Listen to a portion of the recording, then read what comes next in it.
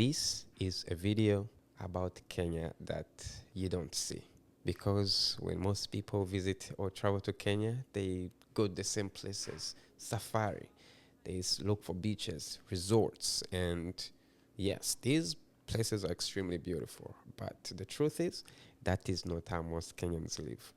Kenya is a very big country, and if you really want to understand, you have to go beyond places that are built for tourists. You have to go to places where actually people live their lives. So, in this video, I have highlighted different places that I think are underrated, and I think if you visit them, it's going to enhance your experience better than any other person that visits these regular places. The important thing about these things are affordable, they are real, they support real communities, and you can visit and experience life there for about $20 to $50 a day. Getting to Lake Turkana already, it's just not a normal trip. You travel for hours through dry land. There is no results, there is no big signs. It is just space. And then suddenly you see this water coming. It's like bright green and it's very quiet. And this is where the El Molo live. They are the smallest community in Kenya. And when you arrive there, you don't stay in a hotel. You live with families. You eat what they eat, of course, because they live around water. It is usually fish and cooked outside, and it is so beautiful because at night, and there's also limited electricity, and so there's no noise. So at night, it's just people talking, sharing stories, and sitting under the stars. It's wonderful. So they're going to tell you a lot of stories about where they came from, how they survived, their history, and their life. Their life and how it is now. It's very affordable for about $30 a night. You are not just visiting, they are welcoming you.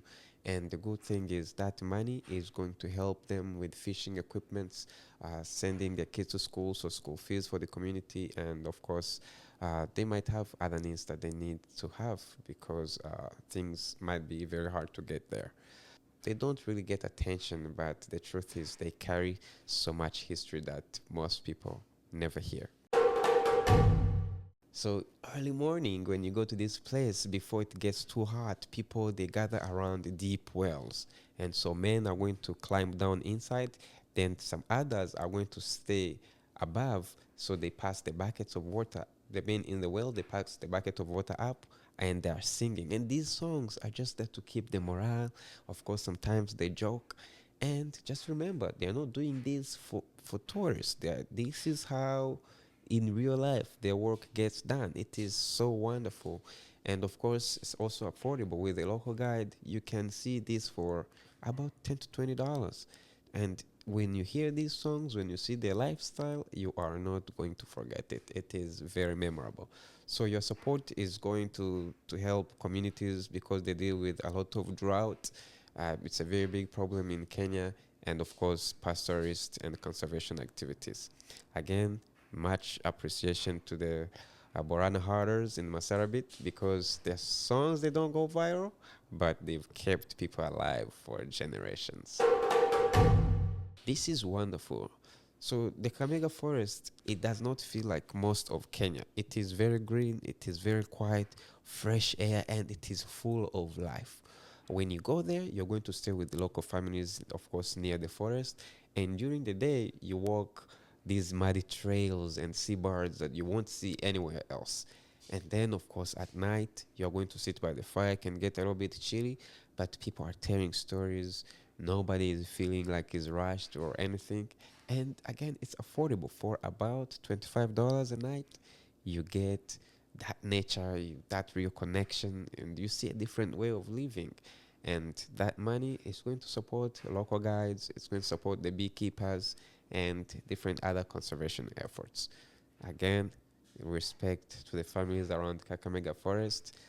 They protect this place and they do it even without much recognition, which is why I think you should visit them. This is not just, by the way, it's not a staged experience rather. When you go to this place, you're going to live with families. I mean, the Maasai, they are very famous. You can find the Maasai in Tanzania as well. and you're going to walk with them, you're going to eat with them, they're going to share the stories about land, about their cattle. You might experience some cattle activities, some survival, and at night you just sit by fire, listen for stories, and reflect about life. Their life is very beautiful and it is very interesting because around cattle keeping. And for about $30 that night, you stay is going to support schools, their animal health, and of course other things that they may need. And again, in respect to the Maasai families, because they have preserved a wonderful life. This one is different. Yakomba is very loud, so be prepared. It's very fast, and it is where clothes are sorted, fixed, and sold. So this is where people are hustling every single day. This is free. You don't pay to enter. You just walk, watch, and talk, negotiate with businesses. And if you're to spend, whenever you buy something, the money is going straight to the small traders that you are interacting with. It is a little bit chaotic, but trust me, this is the life of a trading center, and there's so many businesses. It's very different from the farmers market or a mall on a Black Friday. And there is nothing that beats this experience. Shout out, respect to the people of Yikomba. This place feeds a lot of families, and nobody calls it beautiful, but trust me, a lot of families survive because their families are selling or doing business in here. Lamu moves very slowly. There's no cars. It's just walking, boats, and donkeys. You just stay in old Swahili houses. You eat home cooked food. You walk this narrow street where everyone they know each other. It's very small, tight community, and for about $25 a night, you experience a culture that has not rushed to change. And again, much respect to the Lamu people because I think they have protected their way of life very quietly. So please visit them and support them. Many people have visited sanctuaries. This is different because it is a community mostly run by women. And so you're going to see a lot of orphaned elephants being fed and cared for. You might participate in that. You're going to hear some rescue stories that feel real, and they feel real because they are. I think entry here, if nothing has changed, is about $20, and money, of course, goes straight to conservation efforts here. Again, respect to the Samburu women at Reteti. They are doing such amazing work and they're not doing it to chase attention, but they deserve support from a lot of people. Garindare feels very untouched. You walk through this forest and there's a lot of hanging bridges. You swim in cold bull pools. And I think it's wonderful because and also affordable. The entry is about I think $10, I think, and the experience is very memorable. It's very wonderful. Then the community here, they're protecting the forest and they do it with a lot of joy, and so they need some recognition and support. So this is just to whet your appetite.